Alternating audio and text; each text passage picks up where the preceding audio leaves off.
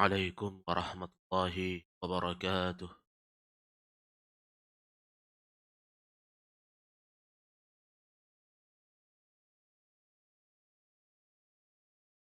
الحمد لله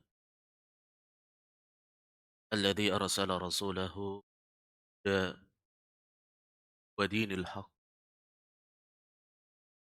ليظهره على الدين كله وكفى بالله شهيدا. أشهد أن لا إله إلا الله وحده لا شريك له إقرارا به وتوحيدا، وأشهد أن محمدا عبده ورسوله صلى الله عليه وعلى آله وصحبه وسلم تسليما مزيدا. أما بعد، jamaah subuh rahimani wa rahimakumullah. Alhamdulillah, nikmat dari Allah Subhanahu wa taala jika kita dapat memperhambakan diri kepadanya. Kita serahkan ruku kita, sujud kita kepada Allah sebagai bentuk rasa syukur akan nikmat yang telah Allah Subhanahu wa taala berikan kepada kita. Mudah-mudahan kita senantiasa diberikan keistiqomahan oleh Allah Subhanahu wa taala untuk mewujudkan penghambaan kepadanya sampai malakul maut datang mencabut nyawa kita. Jamaah subuh yang dimuliakan oleh Allah Subhanahu wa taala, kita masih melanjutkan pembahasan kita bahas sebuah kitab yang ditulis oleh Syekh Muhammad Jamil Zainu rahimahullahu taala, dengan kitabnya yang berjudul Manhajul Firqatu An-Najiyah, jalan golongan yang selamat. Selanjutnya, beliau rahimahullahu taala berkata, alamatul firqatin najiyah, tanda golongan yang selamat. Golongan yang selamat diketahui bagaimana mereka, ada tanda yang bisa diperhatikan dari mereka. Di sini beliau rahimahullahu taala menyebutkan 3 poin dari tanda golongan yang selamat. Kata beliau, al-awwal, yang pertama, al-firqatun najiyah hum qillatun bainan nas.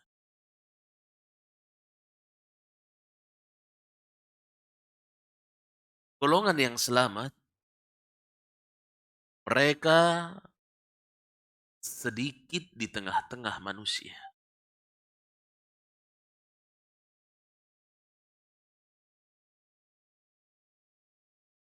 Jadi mereka bukan berjumlah banyak.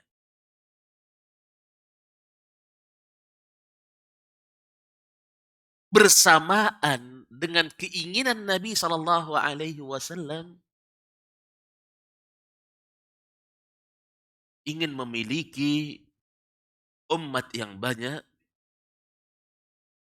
Namun ingat, yang selamat dari mereka sedikit.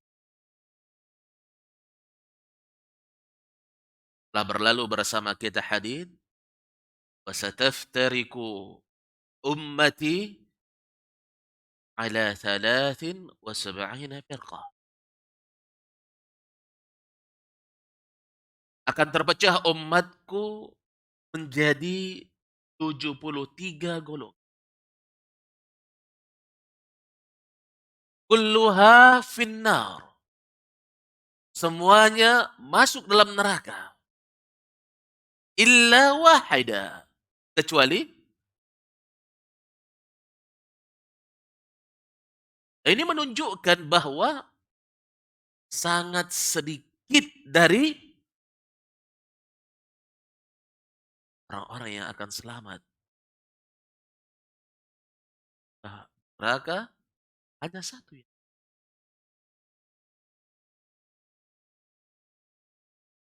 Berarti 1/7.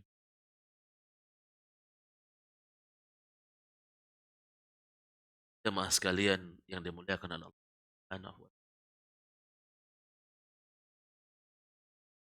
Berarti Ustaz, kalau ada kelompok sedikit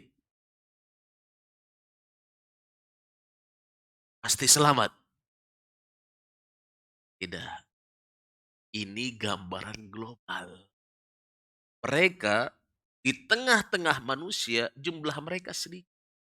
Mungkin pada suatu tempat mereka banyak.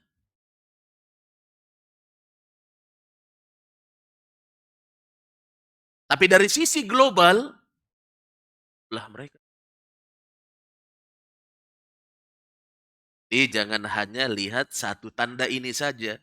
Oh, yang penting sedikit. Di Arab Saudi, orang yang sedikit, yang beda dengan mereka. Ini yang benar, keliru. Ini lihat. Hum killatun bainan nas. Mereka sedikit di tengah-tengah manusia. Artinya dari jumlah manusia secara umum, mereka sedikit. Tidak banyak. Da'alahum Rasulullah sallallahu alaihi wasallam. Rasulullah sallallahu alaihi telah yang sedikit ini didoakan oleh Nabi sallallahu alaihi wasallam dengan sabda beliau, "Tuba lil ghuraba." Wah, wah ini dari kata ya, tayyib, bagus, baik, beruntung, selamat, sungguh baik. Orang-orang yang gharib, asing. Karena sedikit ini orang anggap aneh. Dalam sebuah hadis Nabi sebutkan tuba lil gharaba, sangat baik orang-orang yang asing ini. Maka sebelumnya Nabi ucapkan pada al-islamu, Islam bermula dalam keadaan anggap aneh. Ketika Nabi Shallallahu Alaihi Wasallam menyuruhkan la ilaha illallah, hal yang sangat aneh.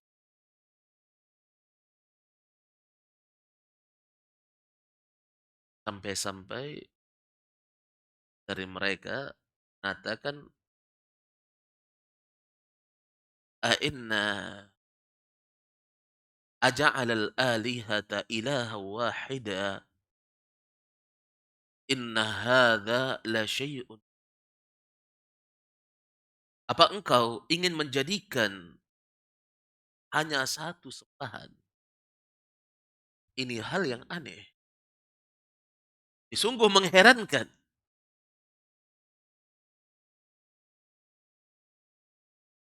Bikin nyembah banyak sembahan.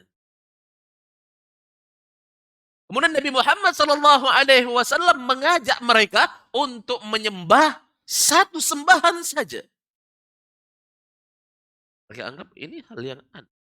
Sudah turun-temurun. Mereka menyembah banyak sembahan.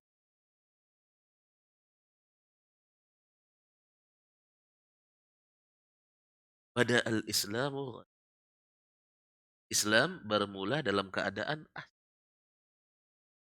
wa sayaudu ghariban kama bada. Dan Islam itu akan kembali sing sebagaimana awal munculnya. Awal munculnya orang anggap aneh ketika diajak kepada la ilaha illallah, ketika diajak manusia untuk mentauhidkan Allah, ketika diajak manusia hanya menyerahkan ibadah kepada Allah Subhanahu wa taala dianggap aneh, maka nanti akan ketika ada orang yang la ilaha illallah. Hey, kan di kalangan sebahagian orang-orang yang telah menyatakan dirinya mengikuti sunnah ketika ada dakwah yang hanya mengajarkan tauhid, mengajak manusia kepada Allah, mereka anggap apa? Kok ta'alimnya tauhid, belajar fikih, kok nggak belajar tafsir, kok nggak belajar sirah, pas juga. Lihat, bukan hanya di kalangan awam ya, ternyata di kalangan orang yang mengenal sunnah sangat. Padahal inti dakwah setiap nabi dan Rasulullah. Segala pembahasan yang ada itu kembali untuk mewujudkan la ilaha illallah.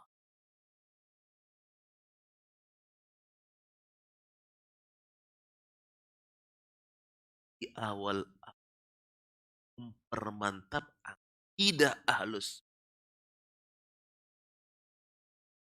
Mempermantap keislaman seorang hamba.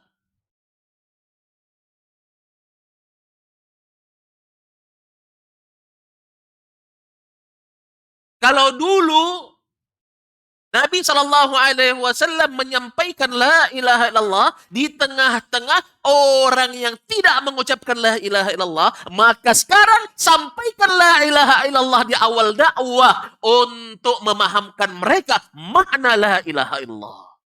Kan sama. Orang musyrik sudah paham apa itu la ilaha illallah. Diajak. Sekarang ada orang yang mengucapkan la ilaha illallah. Tidak paham. Pahamkan, ajak mereka kepada makna la ilaha illallah ini. Orang hamba dan ibadahnya kepada Allah Subhanahu. Mereka inilah yang dikatakan oleh Nabi Sallallahu Alaihi Wasallam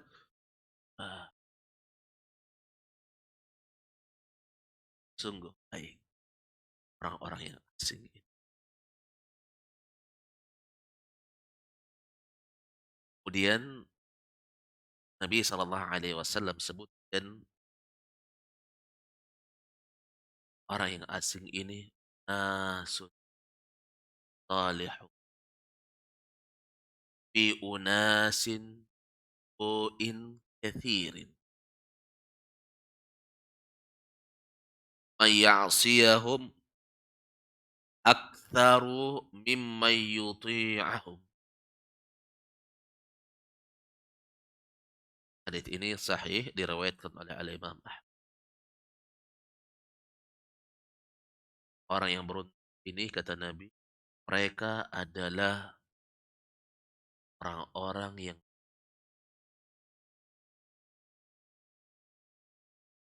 diri mereka yang beruntung ini, mereka kata Nabi adalah orang-orang yang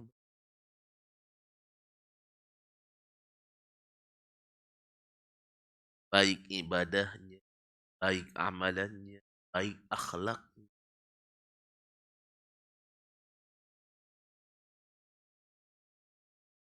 Mereka menjalankan perintah, mereka menjauhi larangan.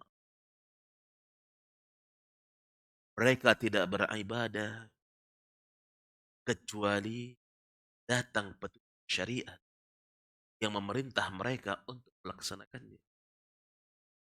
Mereka tidak meninggalkan sesuatu kecuali hal tersebut pasti akan mendatangkan bencana dan bahaya. Unasun, mereka adalah orang-orang fi unasin su'in kathir. Berada di tengah-tengah manusia yang buruk yang sangat banyak.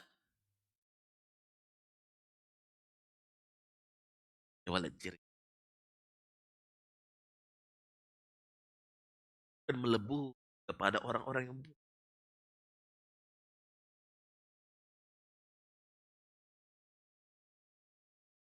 Mereka bagaikan rembulan di tengah malam gelap gulita.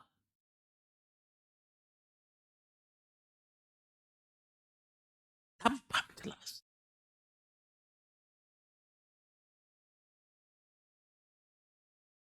Dan hidup tidak ada diketahui.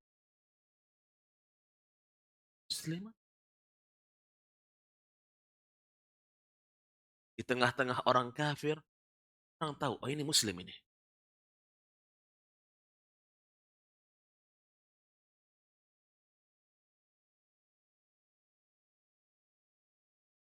Saya ingat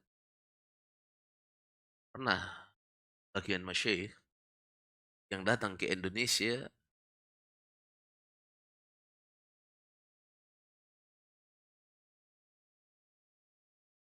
datang ke Makassar, saya temani, kemudian bertanya kepada saya, Muslim? Pertanyaannya, lihat. Di sini penduduknya Muslim semua. Saya jawab, iya. Mayoritas Muslim. Melihat, kenapa Syekh ada cik?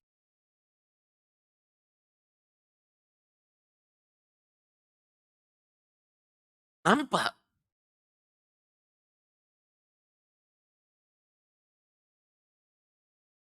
Orang nggak perlu bertanya. Kalau kita alhamdulillah tahu. Tapi yang masalah kalau kita pergi ke tempat yang mayoritas bukan muslim. Kan perlu kita tahu ada tanda ini muslim atau tidak. Karena kita ketika berpapasan dengan orang mau mengucapkan salat, muslim atau bukan ini? Tapi kalau nampak ciri itu, maka apa? Ya, untuk demikian pula orang-orang yang berada di atas al-haq. Orang-orang yang berada di atas sunnah. Orang-orang yang betul-betul berada di atas golongan yang selamat. Ciri mereka ada.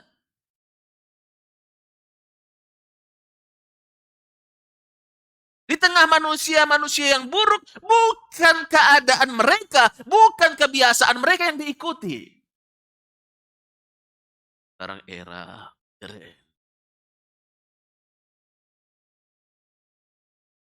Islam kan tidak mengatur bagaimana pakaian yang harus dipakai dari jenis ini atau jenis itu. Terserah saja, yang penting kan tidak menampakkan aurat, tidak.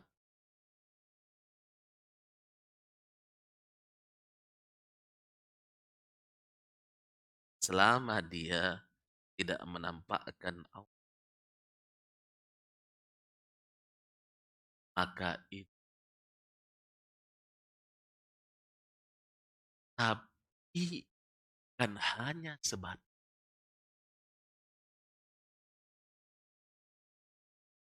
Ingat Nabi Shallallahu Alaihi Wasallam sabda, "Man tashabbaha qaumin bahwa siapa yang menyerupai suatu kaum, maka dia bahagian dari mereka."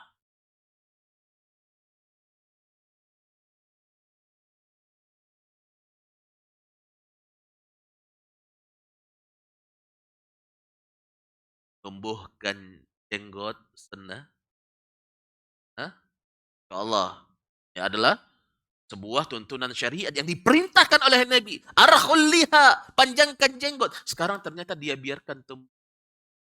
Tapi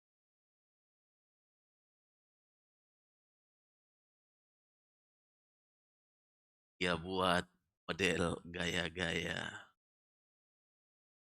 Sebagaimana orang kafir.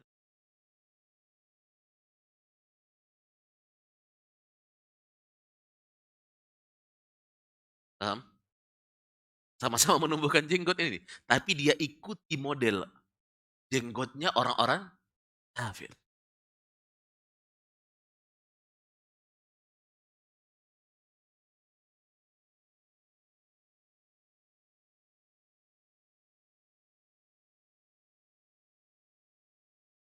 Kapan dia mengikuti gaya-gaya model itu? Maka apa? Dia mengikuti bahagian dari orang.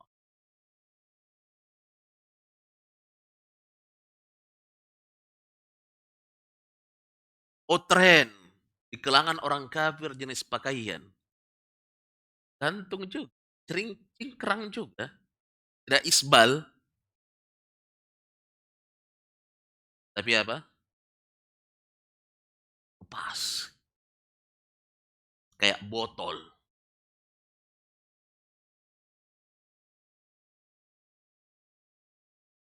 Kan tidak isbal. Nah, tapi berpakaian. Larang bentuk. Kan menampakkan saja dilarang membentuk.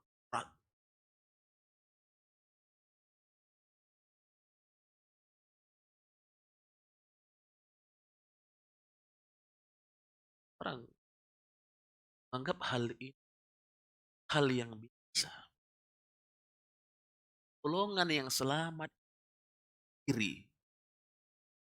Ada sebahagian berkata, Ustaz, kalau penampilan kita sebagaimana penampilan orang-orang soleh, nanti kalau hari Jumat disuruh jadi khatib. Nanti kita dipanggil atau disangka ustadz.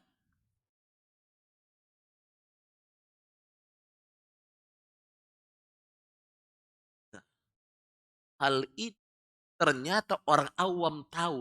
Inilah orang yang pantas untuk ditunjuk di tengah mereka. Perbaiki. Harus menjadi cambukan bagi dirimu untuk menjadi lebih baik.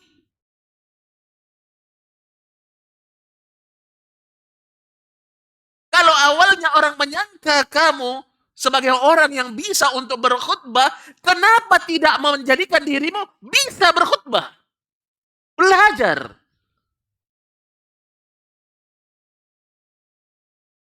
Banyak ya. Ada juga yang takut duduk di soft pertama. Nanti disuruh jadi imam, nanti apakah itu halangi dia untuk dapatkan kemuliaan?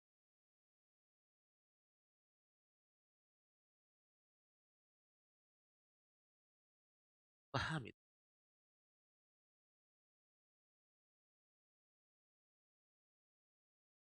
Sekarang, kalau ditanya hukum, memakai songkok, itu hukumnya jibillah. billah itu kebiasaan orang sebelum datang Islam dari orang-orang Arab. Mereka biasa pakai penutup ke kepala.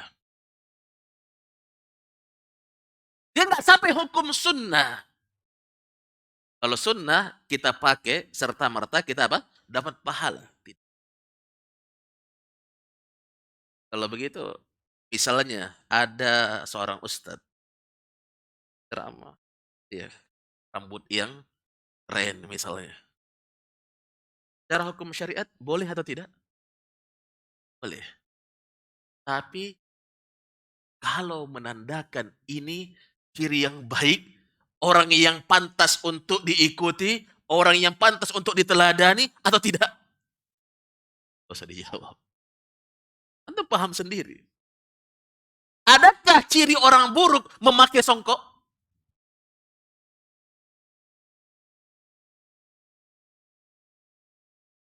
Ini dipahami. Adakah ciri orang yang baik dikenal sebagai tokoh di tengah umat di atas kebaikan, kemudian dia meninggalkan songkok? Berarti disepakati bahwasanya apa? Memakai songkok itu kebaikan. Benar?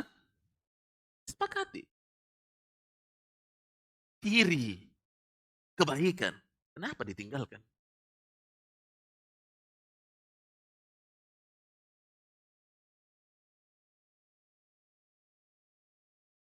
Kadang orang tidak paham. Anggap perlu ekstrim, masa pakai songkok terus? Masa boleh di style begini? Nggak mesti orang pakai jubah, nggak mesti orang pakai sarung, nggak mesti. Kalau kamu ada ciri pun. Kalau kamu ahlus sunnah, ada ciri yang menandakan kamu sebagai ahlus.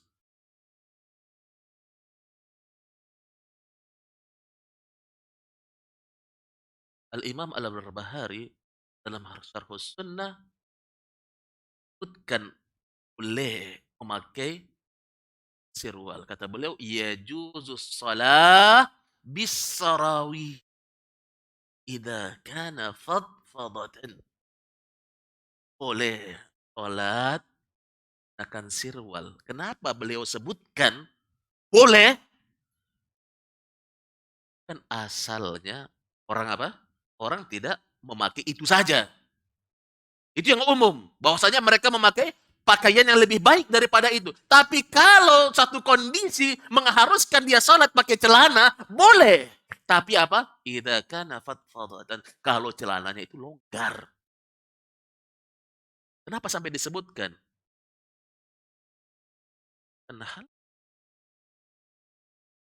ada ciri ahlus sunnah.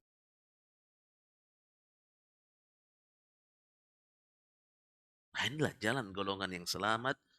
Mereka orang-orang yang ciri di tengah orang. Mereka di atas.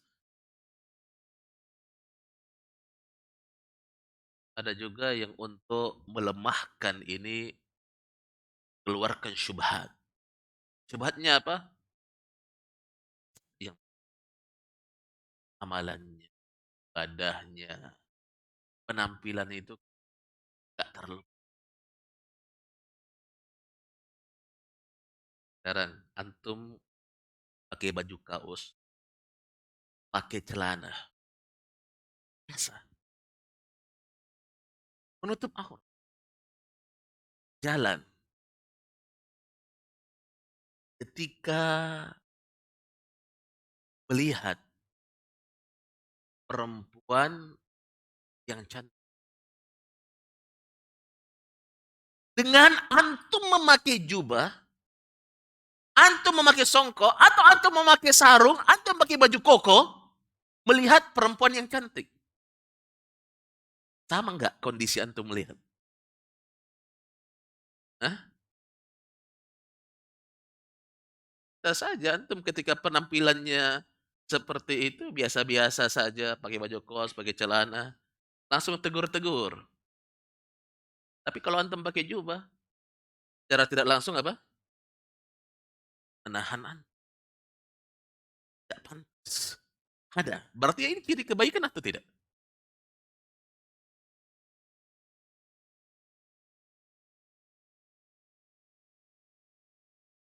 Ele kelihatannya dari sisi pakaian. Ternyata ada sunnah sangat baik untuk ada tuntut. Dan Nabi Shallallahu Alaihi Wasallam tidak merubah itu. Karena itu kebaikan. Orang-orang Arab jahiliyah, orang-orang musyrik dahulu di masa Nabi memakai jubah. Nabi pun pernah hidup di tengah masyarakat yang seperti itu. Pakaian yang seperti mereka pakai. Secara umum namanya orang berpakaian. Tapi apa Nabi rubah? Setelah masuk Islam, Nabi Shallallahu Alaihi Wasallam menjadi Rasul, Nabi tinggalkan, nggak pakai jubah, harus berbeda. Sesuatu yang kalau itu kebaikan, tapi kalau keburukan bertentangan dengan syariat, maka apa? Dan Nabi Shallallahu. Kemudian kata Nabi Shallallahu Alaihi Wasallam, "Mayyasiyahum", orang yang bermaksiat, ingkari mereka lebih banyak dibandingkan orang yang taati kepada.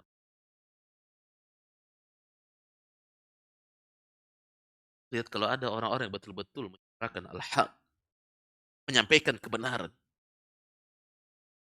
itu yang ikut kepada dia itu sedikit.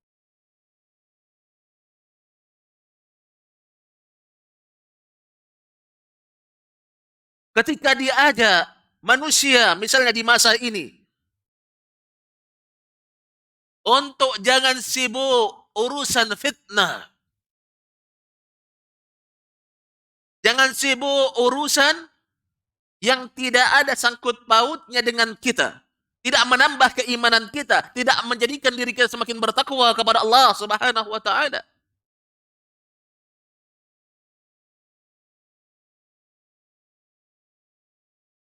Nah, banyak orang yang mau mendengar seperti itu. Dan orang-orang yang sudah belajar sunnah pun tetap tak begitu. Kita ini berjuang sama-sama. Kita harus, kalau enggak bagaimana bisa berubah kalau kita enggak masuk di dalamnya.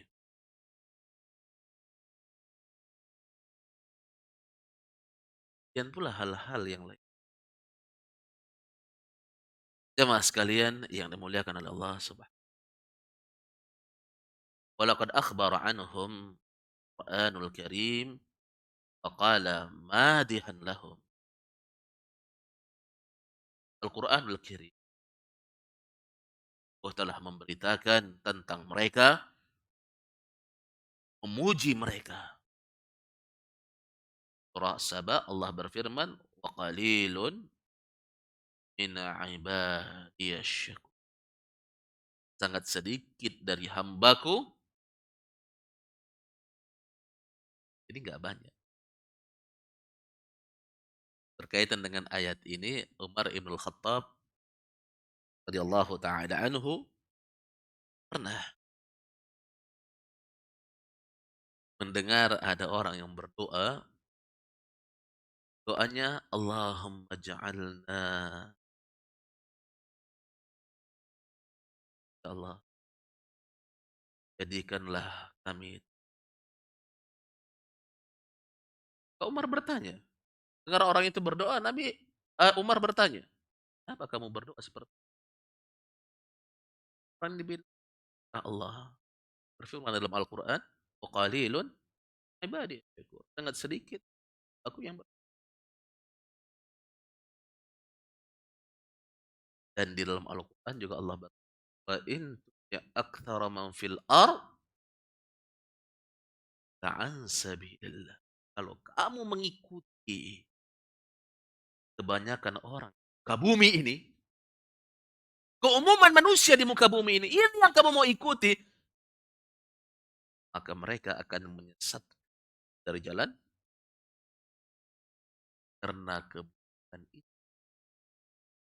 kebaikan itu sedikit. Jemaah sekalian yang dimuliakan oleh Allah Subhanahu. Baik, insyaallah taala yang kedua dan alamah tanda atau najiyah disebutkan dalam poin pembahasan ini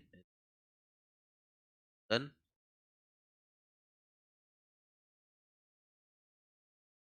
aqulu ma tasma'un asyhadu an la ilaha illa anta ilaik akhiru da'wana alhamdulillahi rabbil alamin. Assalamualaikum warahmatullahi wabarakatuh.